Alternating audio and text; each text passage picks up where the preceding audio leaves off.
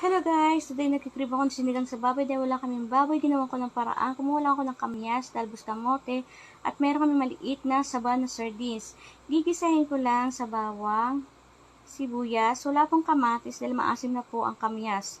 Ang kamyas ay hiniwa-hiwa ko na kanina at hinugasan na ng maayos. Isusunod po natin dyan ang saba na sardines. Pagkalagay ng saba na sardines, gisahin natin ng maayos para hindi siya malangsa. Hayaan natin kumulo. Saka natin isusunod ang hiniwang kamyas. Pagkalagay ng hiniwang kamyas, hayaan natin kumulo ng konti. Saka natin lalagyan ng konting patis. Pagkalagay ng konting patis, hayaan natin kumulo. Saka natin lalagyan ng 2 basong tubig. Pagkalagay ng 2 basong tubig, hayaan natin kumulo. Saka natin titimplahan at lalagyan ng asin at magic sarap. Ang magic sarap ang nagpapalasa at nagpapasarap sa ating niluluto. Lagyan natin ng siling berde, nagpapadagdag ng aroma ng ating niluluto. Isusunod natin talbos kamote.